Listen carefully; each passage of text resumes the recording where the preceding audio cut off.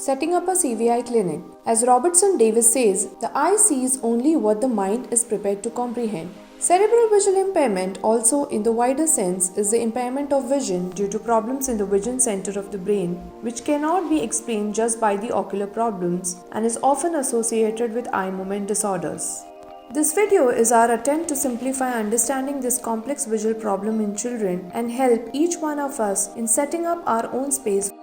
Let us first understand why we need to know about CVI.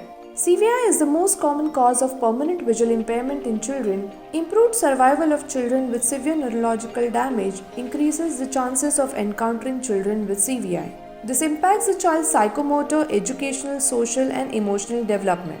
What do we need to know about CVI? It is this whole process of how a person recognizes and understands the whole world around him, and our brain plays a very vital role.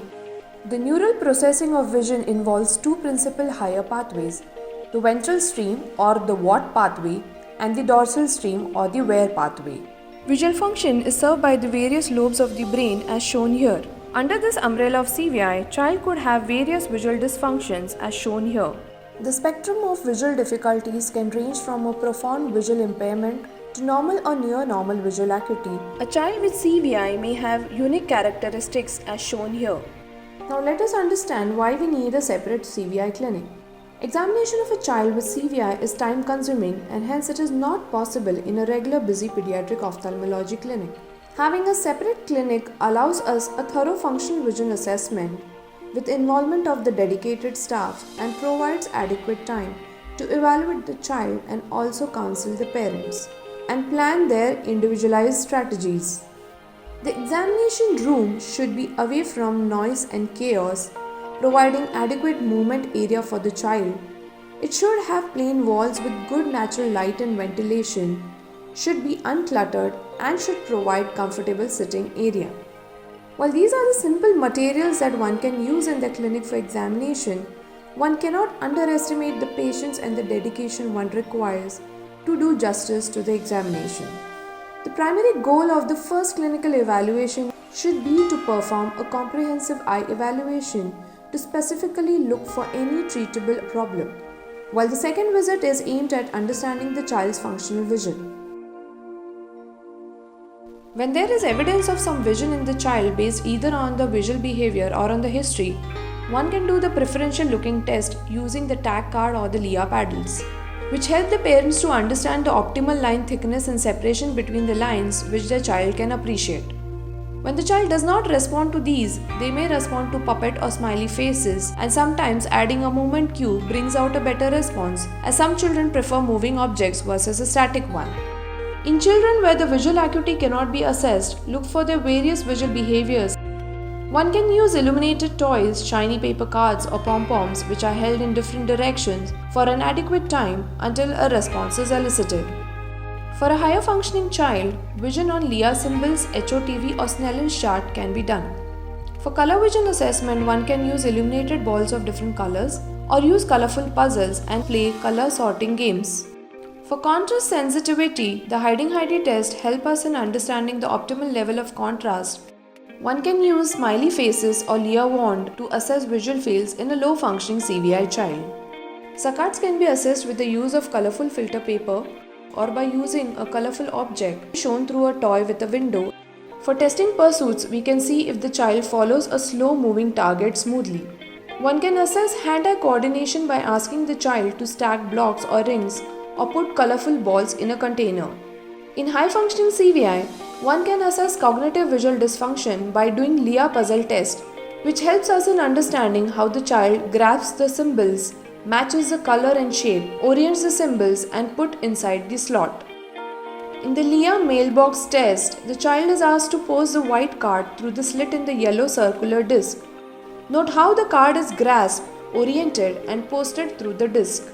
For assessing motion perception, child is asked to count fingers while it is still and while waving the hands. Increased speed makes child unable to count fingers, thus explaining this kinetopsia.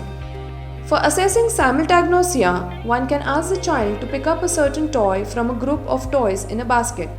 For the ease of assessment and understanding the child's visual function well, one can use a structured clinical question inventory like shown here. Now let's look at what strategies we can employ in low-functioning CVI child. Before starting any visual training, ensure that the child's posture is comfortable to enable him to use vision well. In a child with severe visual inattention, one can start stimulation using illuminated balls while adding sound and making the child feel the ball so that it gives them a good sensory experience. A simple feeding bottle with black stripes on it corresponding to the child's visual threshold with added warmth and smell of the milk can create an unforgettable experience for the child. Encourage the mother to enhance her facial contrast by applying a big bindi, kajal and bright lipstick, and for the father by wearing black colored glasses or growing a mustache or a beard. Encourage the parents to interact within the child's visual sphere, speaking slowly and with repetitions along with tactile inputs. One can make use of familiar objects with single or contrast color with additional tactile cues. One can also enhance the contrast by providing food in contrast bowls. Now let's see what strategies can be used for high-functioning CVI child. Children with CVI often struggle with reading and writing, and hence encouraging them by wearing their refractive corrections, using bigger and bolder picture or fonts, use of phonetic words and typoscope improves the learning experience. Difficulties in object size and color awareness could be eased by engaging them in various activities like seen in this video. One can improve recognition by using several puzzles, colored balls, textured cloth, and toys with different shapes. Children with simultagnosia find it difficult to identify objects when they are presented to them in a crowded manner. Hence, keeping it simple and one thing at a time allows them to explore better. A child with a field defect could often miss food on one side, and hence rotating the plate could help. Similarly, a child could also be helped in a classroom by providing a proper placement to maximize their visual function. Child with an inferior field defect may miss the steps while climbing down the stairs. Such children could be taught to use the movement of their body with tactile cues. Children with face blindness could be helped with the use of non-visual and non-facial cues. Difficulty in navigation and mobility could be assisted by encouraging holding the railing while climbing the stairs, or by using walkers or floor highlighters with tactile guidance. And in very severe visual impairment, use of a white cane or a human guide could help. Hand-eye coordination can be improved by simple stacking ring activity, use of a Marsden ball or a pegboard, and by giving therapies on multisensory systems like the SVI. So let's make a difference in the life of these children, as it is not a lost cause. Early detection would lead to early intervention and improve their quality of life. Let's aim not to make the child normal but independent. And remember, any therapy will not be expensive.